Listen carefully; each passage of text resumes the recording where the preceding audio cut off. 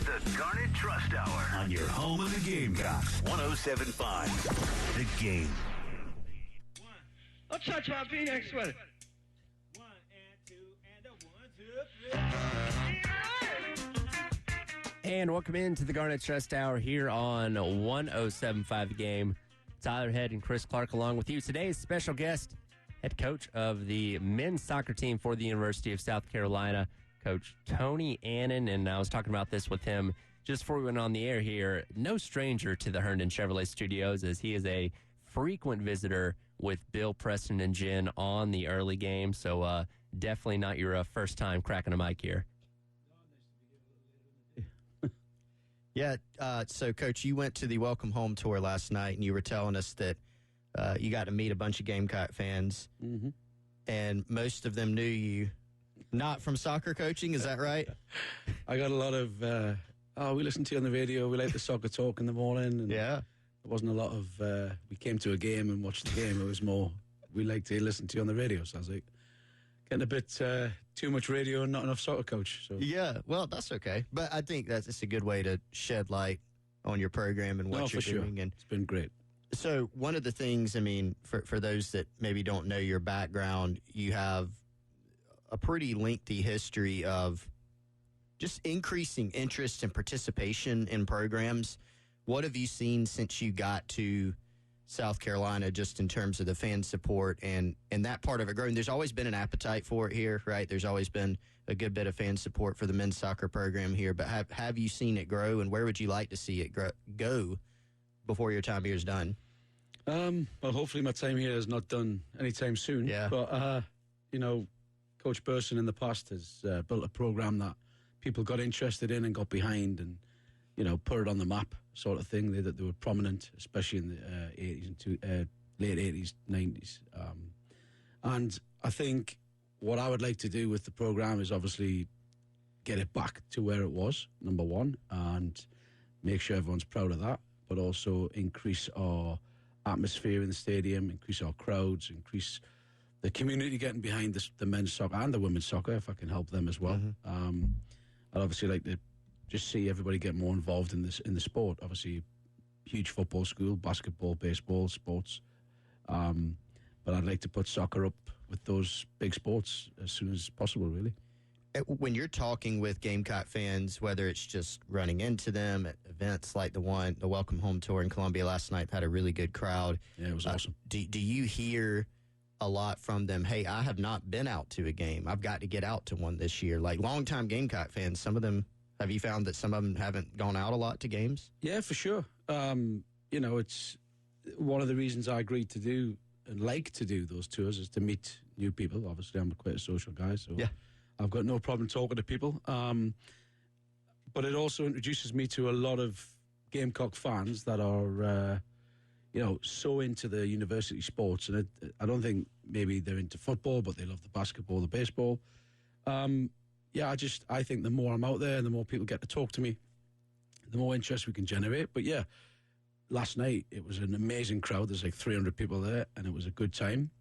And I had a few guys and ladies say, listen, I'm going to try and get out to the game this fall because we've seen you twice now on the road and we've got to get out to a game. And there's a few kids. And for the first time last night, someone brought soccer balls to sign. Nice. It's usually footballs, basketballs. But there was 2 soccer balls in the line, and Shane had a good laugh at that because there was 2 footballs there. Soccer balls. So that was nice. So it's starting to, the interest. Yeah, for sure. Yeah, for sure. What did you know about the South Carolina soccer program prior to taking over the job a couple of years ago? I knew quite a bit, actually, because I'd sent probably around 10 players here in the last 20 years of my career. I've kind of helped players, obviously, to universities was one of our jobs. And, I knew quite a bit about it. I knew the assistants that were here. I knew Mark from being in those region ODP sort of circles and through recruitment. So I had a decent relationship with Coach Burson too. So I knew a lot about the program coming in. What I didn't know was the enormity of the school and the enormity of the fan base and the fanatical side of it, which I think is fantastic. I came from pro sports and one of the best franchises in the MLS with crowds that are probably record breaking. But I feel like when I meet the Gamecock fans, there's so much more passion and intensity to their support than in the pro game. So it's been amazing that way to discover the actual enormity of it. And when you were with Atlanta United, and we'll dive into that a little bit more here in a bit, you were obviously in the state of Georgia, so you were around a lot of rowdy SEC type of fan bases. Did you have a full understanding of like SEC sports culture before you got here, or was it kind of a culture shock when you arrived in Columbia? Admittedly, I had no idea about the SEC sort of fan base. No, I wouldn't call it hysteria, but the intensity of the SEC fan bases, I had no idea. College sports, I like college sports, but I was kind of on the pro sports fan side. So yeah, I wouldn't say it was a culture shock, but it was definitely an eye opener and a good one, you know. I know you've told at least part of this story before, but how did it, when there was an opening here to become the head coach, how did that process start? You were familiar with the program, but what was that very first outreach communication that you got like, and what was your first instinct about maybe being the coach here? Honestly, I didn't know I knew Coach Burson was retiring. We didn't know when. It was kind of common knowledge in the soccer place. Sure. And it never crossed my mind to apply or to look at the job. Right. Just I was in pro coaching at the time, and it was kind of, that's where my focus was. And if you know me, I'm all in on everything I do. So I don't really look around. I'm not looking over the fence, is the grass greener or anything else. I'm just kind of into my role. And then I got a phone call from an ex-player who played here, Sam Arthur, who was a big player here. I coached him when he was a kid. And he said, listen, the guy from South Carolina, Chris Rogers, would like to talk to you about how academies work and the system of kind of getting kids through college. And I thought it was a strange one, but, you know, me being me, I was like, okay, yeah, I'll talk to him. Give him my number. Here's my number. So Chris calls me. We talk academies. We talk process of pros signing contracts. We talked sort of back and forth all about university and sort of pro sports, pro academies. And at the time, I didn't think that much of it. And he said, do you mind if I call you again? This was a great chat, good insight. But I was like, sure, anytime you want. So they called me again the next week. And this is when my suspicion kind of got raised. And I was like, well, what is it this time, sort of thing, you know? And he said, well, you know, your name keeps coming up with alums to at least try and get you to come here. Yeah. And I was kind of shocked. I was kind of like, wow, that's nice, but it's also like not on my radar. So we talked a bit more. I talked more about the job and what the job entailed and what they were looking for. And it kind of piqued my interest again. So then I said, yeah, we'll talk again. So it started off as a kind of a smoke and mirrors, I think, for them to get to know me a little bit. And then I ended up doing a Zoom call. Then I came up here for the weekend and kind of sneaked about a little bit. And the more I was here and the more I talked to staff and the more I talked to people around Columbia, I kind of thought, you know, if I'm going to really challenge myself and do something different, which I encourage all coaches to do, and I have my whole career, whenever I'm talking to a young coach, I always tell them to take the challenge and not be comfortable. And I thought, you know what, I loved playing college soccer. I was an assistant when I finished for a very short while, but then I went off on a different path. And this was the job that I thought, if I'm going to do it, this is a big job with a big school with big resources and a big reputation. So, yeah, that's kind of where I ended up. So, and I'm glad you said the smoke and mirrors thing. So when Chris called you that first time, that was just like a sham, basically? Like he was just trying to feel you out a little bit? He admits that now, yes. Oh, okay, he does admit it now. Yeah. Okay. Yeah, because that was kind of interesting. Why do you think he did that as opposed to calling you and saying, hey, would you be interested? What's your coaching philosophy? Was it because maybe you hadn't been in the college game as much and he was trying to get more of like a holistic view? Or yeah, maybe. I mean, I never really went into it with him because I wasn't upset at him about it. But, right. I think it maybe just to feel me out on my sort of view on college. Yeah. I think that was because I've always been a huge college soccer fan. I've put kids here in everywhere all over the country for 20 years. Right. So it was kind of, I think he just wanted to test the water, speak to me, see how arrogant I was, or if I didn't fit the profile they were looking for. But yeah, if you would have dropped a college soccer's terrible. You know, Yeah, I mean, then they you may probably not are call me eliminated. back. Right. You know. So when you get to, as you said, you had a short stint in college, but you've always followed the game. You know a lot of college coaches. But were there any surprises or huge differences about the college game as opposed to the pros and academy when you got there? When you got to South Carolina? Okay. Sorry, I missed that because I was trying to turn the it's okay. microphone on. No, you're on. You're good. I'm on. You're on. So when you got to South Carolina, given that you didn't have, your experience, as you said, was academy and pros. So were there any big surprises or big differences in the game? Yeah, I mean, you've got rules, you've got substitute patterns, you've got the game has its own nuances. It's not exactly, the FIFA game rules. Right. That was a big adjustment. And admittedly, I probably made a couple of mistakes my first season on not using the rules to our benefit. We had 2 guys sent off in Clemson in the first season. So it went down to 9 men. I probably could have subbed the guy off after he got his first yellow, but in pro, you don't. You leave them on and you hope they don't make another mistake. In college, you have the luxury of bringing them off, cooling them down a little, maybe if they're hot. But there was a few mistakes that first season that I thought really opened my eyes to the rules and how to use the rules to your benefit. Culturally, yes, the culture wasn't great. The temperature in the room was a big change for them. It was a big change for me. And culturally, we had some clashes of heads, I would say. Accountability was, on my side, was high. Some of the guys that were here didn't want that accountability. So that was a tough one as well. But I think, it takes time and everything's a progress. Everything's a process. So, yeah, those were the 2 biggest things. I think the level of the player and the commitment of the player was strange for me, some. And then obviously the rules in college and managing the game in college a little differently. So what was your, knowing those things, culture, and then just needing to upgrade kind of the want to, but also the talent and the quality of player on the roster, what was your first order of business when you got here? Like, how did you say, okay, this is how I'm going to attack this? Is it basically, hey, we got to go recruit now? Yeah, to be fair, recruitment's a non-stop process in any sport. It's the number 1 priority. So you try and say, okay, this is how we're going to play. This is how we're going to go about it. We've got to find the guys that can do it, or at least try to find the guys that can do it. But my first thing was let's figure this dressing room out. Let's figure this culture out first and give these guys, some of them, a chance to turn the corner. Fortunately, some of them didn't. And we had honest conversations and sort of held them accountable all season to try and pull out the honesty in them.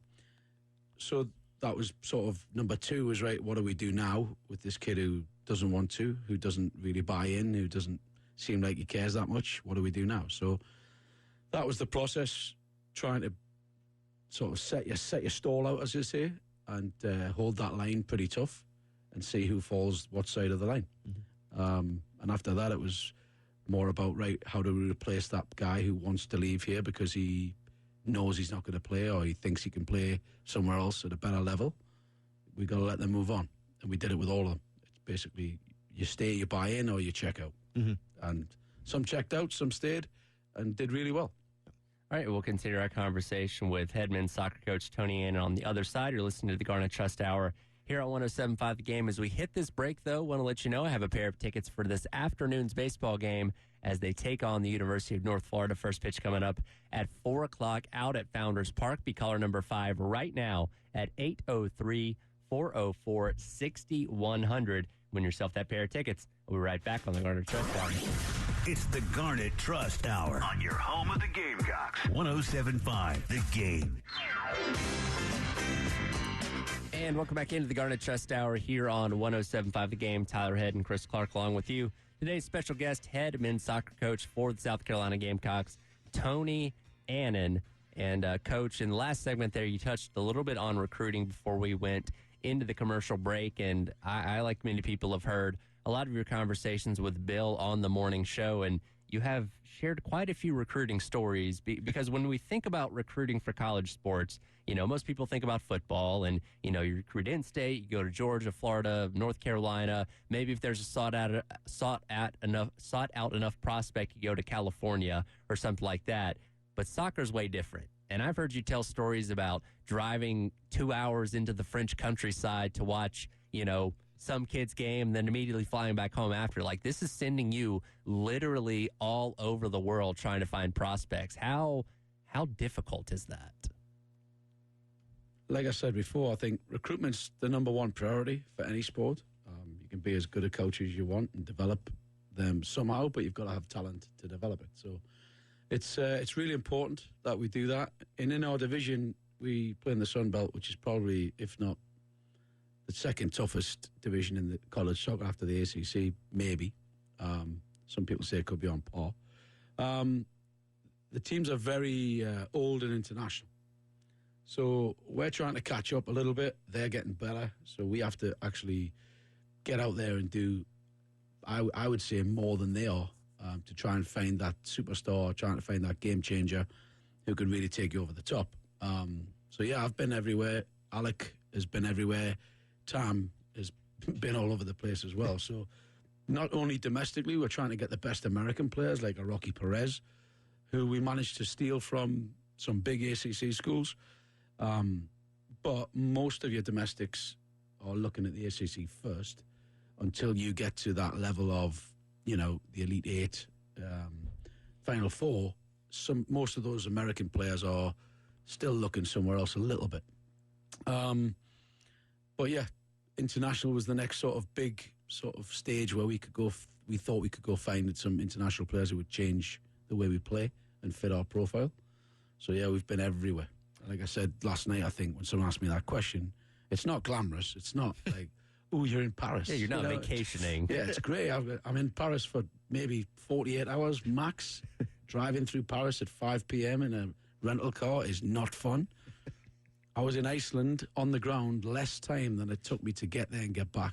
Jeez. So it's kind of, and it was when the sun wasn't going down either, so it was light all the time.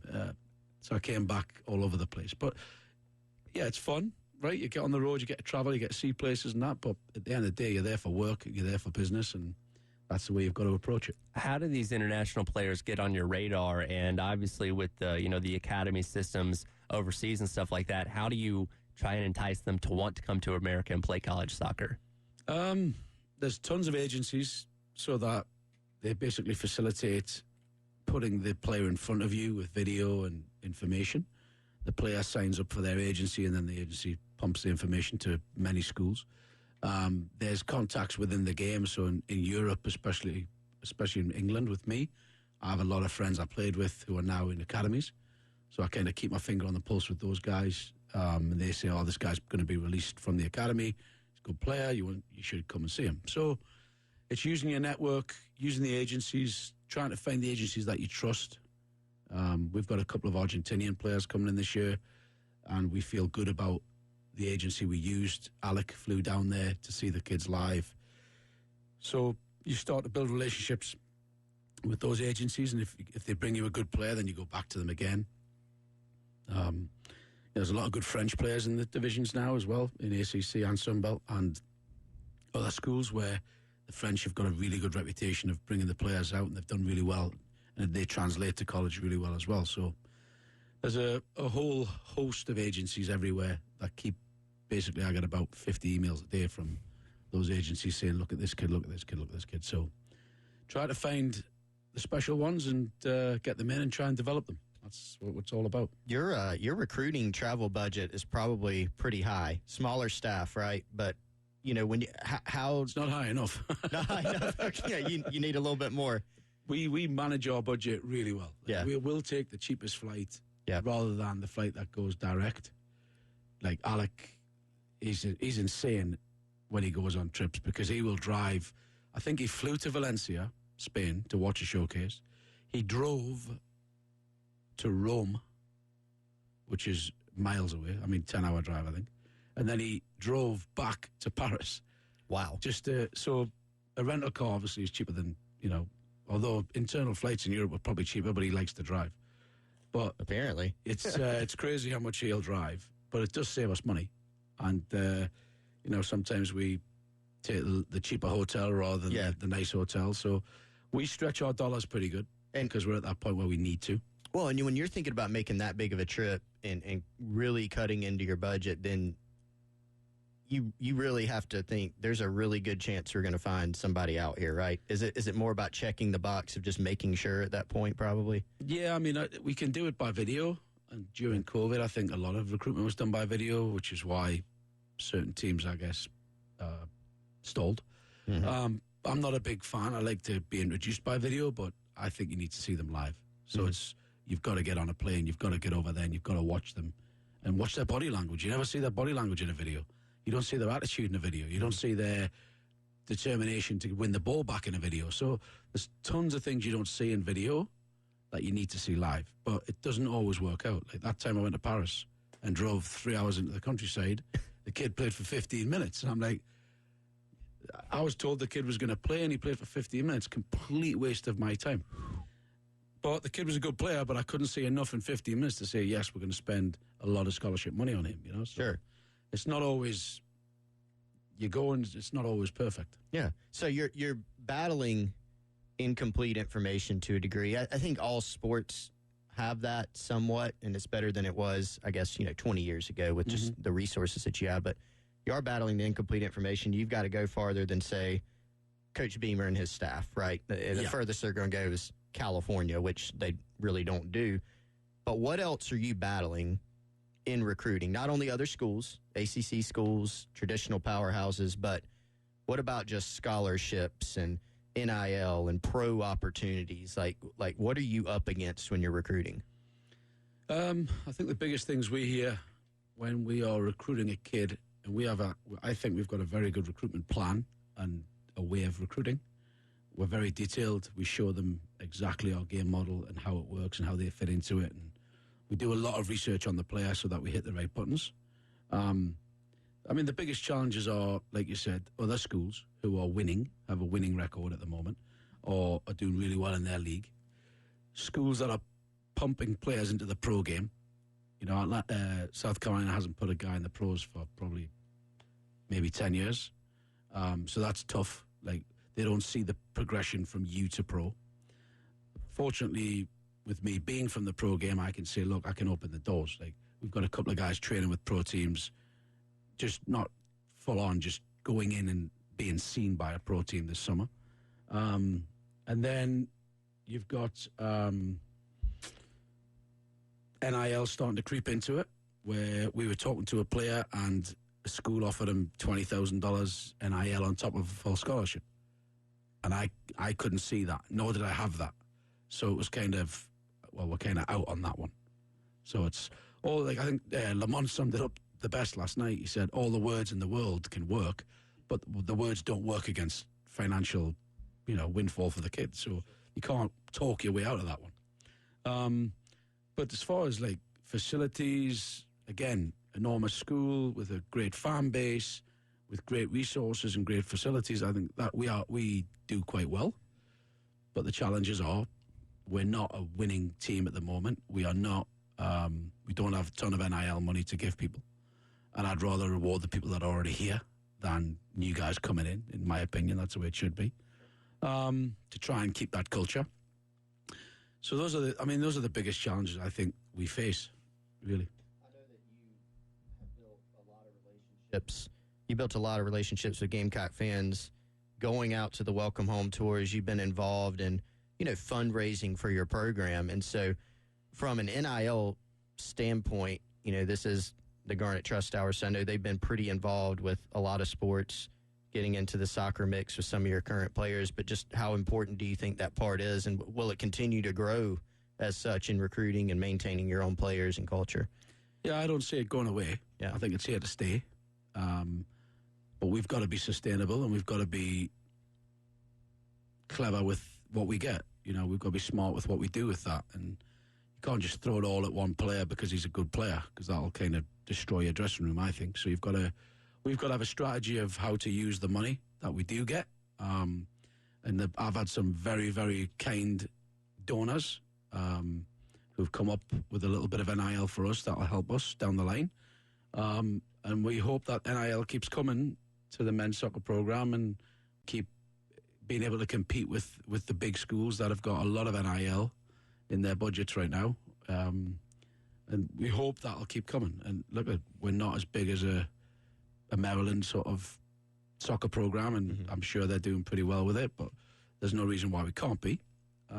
But getting out there and talking to people and being social and sort of making friends with people is part of it. We'll talk some more NIL with Coach Annan on the other side. You're listening to the Garnet Trust Hour. I'm Tyler Head. He's Chris Clark on 107.5 The Game. What we're talking about on 107.5 The Game. Sponsored by Love Chevrolet. And welcome back into the Garnet Trust Hour here on 107.5 The Game. Tyler Head, Chris Clark, today's guest, head coach for the men's soccer team at South Carolina, Tony Annan. And we ended the last segment talking a little bit about NIL, and we've had a couple of your players in here over the past couple of weeks for the Garnet Trust Hour, and I like to ask them all the same question, because when NIL came to be right around the time you took over as head soccer coach in 2021, I think everybody kind of thought about it only really affecting like football, basketball, the quote-unquote big revenue sports. Did you think it would have the trickle-down effect to a sport like soccer? And we obviously see it in all college sports now, but did you think it would have as much of an effect as it's had so far? Honestly, when I first heard about it, I thought it would be the big sports, the football, basketball, so on. I didn't think it would come into soccer as much and as quickly, but now it's here. We've got recruits who are asking about it. We've got players who are receiving small NIL deals here, there, and everywhere. It's here, and I didn't think it would be in this sport as quick, but it's definitely here. Coach, let's look back a little bit, not just at last season, but also the preseason, and then kind of bring that forward to this year. And I want to loop in, if you don't mind, some questions from the crowd at GamecockCentral.com. A few fans who follow your program have some questions for you. But tell us a little bit about this preseason. You guys had pretty nice slate where you got to play some teams from who'd you guys play in the preseason here? Charlotte team, right? You got to play spring, you mean? Yeah, the spring. Oh, okay, yeah, spring season. North Florida Crown Legacy, which was the reserve team for Charlotte FC, and then the Battery, and then we played the Battery. Yeah, and then we played a few college teams on the back end of the season. Yeah. What do you think about the results? Against Crown Legacy and Charleston, we were very good. Yeah, I thought we really made progress. We drew both games. We scored twice against Legacy. We conceded a really soft goal to draw the game, which I thought we could have nicked it. Against Battery, I was so pleased with the guys because Battery are a very good team. They're top of the league at the moment in the USL. I think they went 9 unbeaten. And we played their first team for 75 minutes before they brought the subs on. So for us, that was a huge step forward. We did really, really well. And then we went into spring break, and we had kind of a layoff of games, probably 4 or 5 weeks. Came back and played UNC Asheville, who are kind of a standing game for us in the spring. We won that game, and we didn't play it particularly that well. But, winning it, drawn 2, and then winning that one was still progress for us. And then towards the end, we did back-to-back at the very end of the season, and I felt like we let ourselves down a little bit at the end. I think we took our foot off the gas slightly. And did not perform how we did at the beginning of the spring. So up and down, but definitely progress. And the new guys who came in at Christmas definitely helped set us up, I think, for more success in the fall. Do you think, when you look at the team you're going to have this year versus when you first came in, where have you really gotten better? You pointed to the culture, obviously, but from a skills standpoint, where do you feel like you're better? What's most noticeable?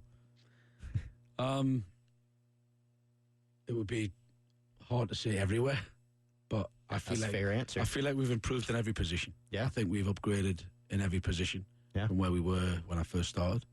And I've no offense to anybody meant by that, but I just think we've recruited better quality players who are maybe have similar abilities, but the attitudes are different. The character is different.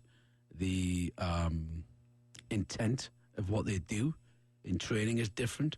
And that may be a result of the whole culture sort of shifting into a hard-working mentality, sort of let's grind sort of idea, which wasn't there when I felt it wasn't there when we first came. So I think we've gotten better as a team. Our identity's gotten better as a team, and I think our attitude off the field, the locker room is definitely a better locker room, more together.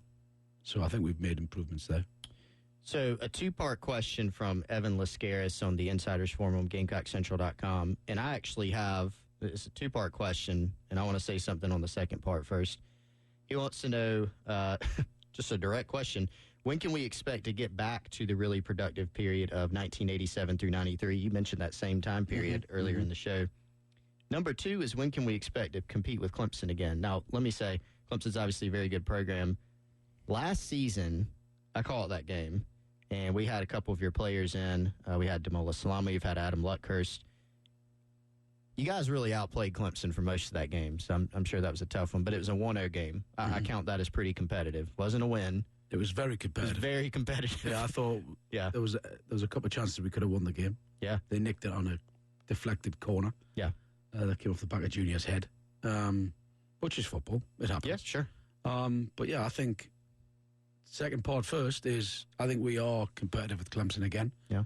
You know, and I've got high hopes. They keep getting better, don't get me wrong. You know, they're a machine, they're rolling, and they've got it rolling. So we're going to have to keep continuing to get better ourselves.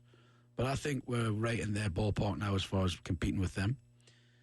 First part, I mean, that's an open question, really. It's, you need a little bit of luck. You need the balls to bounce your way a little bit sometimes during the season. But, you know, the teams of the 80s and 90s that Coach Burson put together were great teams who are still great alums right now, who still support me, and they voice their support all the time, and they're really into the program. So not only was it successful on the field, but I feel like that generation of South Carolina players were very invested in their team, which makes it even more special. But again, this is not making excuses for anybody, but back then the mentality was different. The approach was probably different. The game was a little bit different. But I think the mentality of the players back then, from what I can understand of them now, was very, very different to the players we deal with now. There was no sense of entitlement. There was no sense of, you know, we are South Carolina, we should be winning. There's that feeling as well, yeah? So you've got to, in perspective, you've got to put it all in perspective. But to answer the question, as soon as possible. Is it more competitive now than back then because of just the proliferation of soccer and how just the amount of resources, right? I mean, you look at college athletics in general, like I cover football, American football, mostly, and so you look at like the facilities, the NIL money, nutrition even, like that's when you don't think about that, just the what kids have to eat. Is it harder to stay at the top now even because of that? I think so. Yeah. But if you look back at those guys, they had nothing, right? Yeah. They trained on a poor pitch, and they'll tell you all the time. Facilities don't make players. Right. Sure. It helps you make players or develop players, but it doesn't make the player. Mm-hmm. And I think the hunger, the desire that Coach Burson had in those teams, that he put into those teams, and those guys didn't have a lot, and they were playing really for each other, the badge. That's a lot in football. In sports, it's a lot to have that quality in your teams. And I just think it's sometimes a little harder to get that these days with everything they've got, the entitlement, and just the generational sort of development that's gone on in place. So it's not impossible. It's just a lot of work, and you've got to keep cracking at it, and hopefully one day it all fits. I talked to Noonan from Clemson. He said he won that national championship with a team that wasn't as good as his teams before. Yep. So it's kind of, you know, you do need to hit that runway and keep on it, and you've got a little bit of luck on the way. It's not easy. Kevin O'Sullivan, the baseball coach from Florida, mentioned the same thing when they won a few years ago. They won a national championship, and he's won a lot of games. And he said, this is probably the worst, quote-unquote, team that I've had that's won a title, you know, but they just they had the right type of guys. How do you measure that in recruiting? Like, especially because a lot of what you're doing, at least on First, right, is on video or one of your trusted sources, over in England, a coach but you still need to see. So is it hopping on Zoom and getting to know a kid and kind of trying to figure out his mentality? Yeah, I mean, listen, I had probably 6 Zooms with a kid that is with us right now. I'm not going to tell you his name, and on the Zoom, we thought, wow, this kid's mentality, this kid's, he's different. And he gets here and he's very polar opposite to what we thought he was on Zoom. So it's, again, getting in front and that sense and that feel is very, very important. And, you don't hit every recruit right, you don't get everyone right, but you've got to try and do as best you can and hit the numbers as best you can. We have another listener question for you, this one from Twitter. Somebody named Jay Phillips. You happen to know him? Yeah, I've heard of him. Heard of him. Supposed to the London team, doesn't he? Yeah, Jay from Columbia. First time, long time, he says. His question for you is, how did Newcastle do this past Sunday at home against Arsenal? We'll hang up and listen. Oh, you're so predictable, Jay from Columbia. To be fair, they should have been up 2-0 in the first 20 minutes, and Arsenal were all over the place. But then Arsenal took over and deservedly won. And I'll say that with confidence, and I'm sure they won't win the title, which means nothing for Arsenal fans, because they all been preaching that they were going to win about a few weeks ago. So if Newcastle finish third in their Champions League, I will be so happy. But Arsenal's finishing second when they should really be winning the title is going to be very tough for those guys to take. If you want to fight that, Jay from Columbia, I hear he'll be here in right at an hour. So if you want to hang around a little bit for that. I'm not waiting for him. He can find me.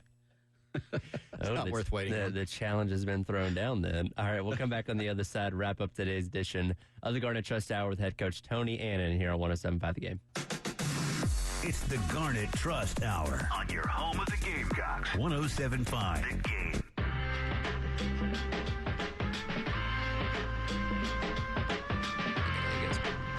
All right, welcome back into the Garnet Trust Hour here on 107.5 The Game. It's our head, Chris Clark, and today's special guest, Tony Annan from the Gamecock men's soccer team. Couple more minutes to go here. Coach, I'm curious about this, and I'm from Georgia. I just moved here a little over a year ago, so I was around Atlanta when Atlanta United came about and all the buzz about that, winning the championship in 2018. I never thought the city of Atlanta would support a Major League Soccer team. Y'all proved me completely wrong. Were you at all surprised with the following and the support that Atlanta United got very, very quickly over there? I wasn't. No, and I think if you go back to my media that I did in Atlanta before we launched, I actually said, don't be surprised. Because I had been around that sort of community and players, and I'd been around parents, everybody else for 20 years. And I actually said, don't be surprised that this thing goes. And don't get me wrong, I was taken back and the hair on my neck stood up at that first game at Bobby Dodd when we were up in the... Myself and Carlos and Paul and Darren were stood up in the press box. And it was amazing to see. But I did not doubt that we would be able to do it. Well, there's no doubt that Mercedes-Benz is owned by Atlanta United now, not the Atlanta Falcons. Oh, no doubt. So, no doubt. They are the premier team. That's right. Speaking of Atlanta, we were talking, Coach, off air during a break here that they're supposed to be one of the semifinal hosts for the 2026 World Cup. That's right. Yeah. Dallas and Atlanta. You will, if possible, be there, I assume. Through hell of high water. Just give up everything to be there. Yeah. Do you think that that's going to... So I told you earlier, I fell in love with soccer, and it's honestly probably like my second, depending on the day, first even, favorite sport to watch now. I love it. And I fell in love with it during... one of the World Cups. I think the one that was in Brazil is the one, maybe whatever year that was. Do you think this is going to create a new wave of people who are like, ooh, I like this too, whether they go in person, watch it on TV? Yeah, I think going in person when the opportunities arise in 26 will be huge for the country, especially the size of the country we have and the facilities we have. I mean, the last one that was here was 94, and I moved here in 94. So that's kind of how old I am. But it's, I think that created a real big buzz and a real big sort of push for soccer in the US. And I think 26 will do the same, if not a little bit better, because obviously the access to it, TV rights to it, everything's going to be huge. I mean, if I look at my 6-year-old, his dad's a soccer coach, so straight away there's pressure, which I don't apply to him, but I think he takes it himself. But because the World Cup was on Thanksgiving and I was off, and he was off because of Thanksgiving break, we sat and we watched probably 5 games a day, 5 games, or 6, 7 games a week. And that ignited his passion for soccer. So now he's fanatical about it. And I didn't have to do anything. Like, I didn't have to persuade him to do it. Mm-hmm. He wants to watch soccer. So if I look at him and I'm like, that's my 6-year-old, and granted we're a soccer family because it's been in our family since we started, but I just see that affecting so many more people and so many more kids, but also adults. I get adults all the time who say, oh, I didn't play it, I didn't even look at it, and now I'm a fan, and now I support Chelsea, now I support, Arsenal. It's probably how it happened to Jay, really. He probably even never knew anything about it at all, but I'll wind him up. So basically, I think it'll be huge. I think 26, America will have a very competitive team, and I think it'll really help the country grasp it, and even more so than it is now. So I know you have a team that you follow with Newcastle, but who are some of your favorite players? That can be current, that can be historical. Oh, my goodness. You have like a Mount Rushmore, a top 5, anything like that? Yeah, Paul Gascoigne is up there. You probably won't know who he is, but Italia 90 was his sort of breakout World Cup. Mm-hmm. He's from Newcastle, but he went to Spurs, Lazio, and he had a torrid career, but he was a genius with the soccer ball. Mm-hmm. I love Kevin De Bruyne. That's my favorite player. From Man City. Yeah. He is, for me, any child should watch him play soccer because his weight of pass and his vision is unbelievable. Obviously, it goes without saying, Messi. The debate of Messi and Ronaldo, I'm a Messi guy all the way. Right. But I do love Ronaldo. I think he's a highly talented individual. And probably some other players that people have never heard of. Kevin Keegan when I was a kid, Peter Beardsley. I mean, just guys they were fantastic for me at that age because I idolized them and they were on my wall, as a kid. But, yeah, I mean, I think right now Kevin De Bruyne is my favourite player to watch in the Premier League. And I love McAllister from Brighton as well, even though he won't be there that long. Yeah. I think he's fantastic. De Bruyne is phenomenal. I started out not liking him because in, U.S. World Cup, played Belgium. De Bruyne, look, they hung with him. Mm-hmm. Should have won. Yeah. And then gave up the 2 late goals, Lukaku and De Bruyne. And so I was mad at him for a while, but then I'm like, man, you're just too good. I can't be mad at you. Yeah. He's a different level. He's incredible. Haaland, with him and Haaland together, it's like... That's not fair. Yeah. Yeah. That's not fair. I just because they're keeping Arsenal from winning the league. That's right. And we get to troll Jay if that happens. Exactly. Right? That's the best part of it. Jay and John Whittle. That's right. So, all right, let's take it a little bit again. Welcome home tour last night to kind of bring this thing full circle from where we started the Garnet Trust Hour here, hanging out with Shane Beamer, Lamont Paris. I know you have some carryover during your season on some Saturdays. You guys are playing. You're in season for a good part of the football season, but do you get to watch and do you make a point to check out some of the football games during the year? I do, yeah. I love football. Yeah. In fact, I think if I grew up in America, I'd try to be a running back or something. Really? Like yeah, I'd love to be a running back in football. But I do. I'm a big fan of most sports. Yeah. But I do like football. I even, when I was a kid in England, I supported Green Bay for some reason. Yeah. Don't ask me why. They were good, probably. I used to stay up on a Sunday and watch the Super Bowl and stay off school on the Monday. Yeah. I was into it. So to be at a school with such a great team and such a great coach, I mean, I've got all my time for Shane. He and I have, good buds, and we chat a lot. And it's good to have him to bounce things off and vice versa. But I love going to Willoughby. I think it's brilliant. I think it's an awesome spectacle outside, and it's a fantastic game usually inside. So, yeah, I'm a big fan. And I do the basketball with my kids. And I haven't took my kids to a football game yet. But oh, you haven't taken them yet? Not yet, but it's on the cards. This year, maybe? Later? This year, maybe, yeah. Did you get to go to the Tennessee game last year? We were away. We were away. Okay. And we came back late. Y'all were finished. We came back late, so I didn't get there. That was a bummer to miss. I went to which one was it? Was a game where we went off like a firework. A&M. A&M. I went A&M. Ran the opening kickoff back. That was it. I was at that one. I was at 4 or 5 games. Yeah. Yeah. that was definitely an exciting one. Tyler, I think we're out of time with Coach, unfortunately. Unfortunately, we could sit here and talk with him all day, I feel like. Yep. Obviously, he's a pro at this with all the time he spent on the morning show. I'm serious. Jay will be here in like 45 minutes if you just want to punch him in the face. I'm not hanging out. I've got stuff to do. I've got recruitment to get going. That's a lot more important than Jay. Yeah, no I guess doubt. so. I guess so. I'll pass on the. I'm not one for sitting here waiting for abuse from Jay. Okay, You know what I mean? that's fair. I'm sure he'll contact you shortly. I'm sure he will. All right, that'll do it for today's edition of the Garnet Trust Hour with head coach Tony Annan. Coming up next, Gamecock Central Takeover Hour presented by Firehouse Subs on 107.5 The Game.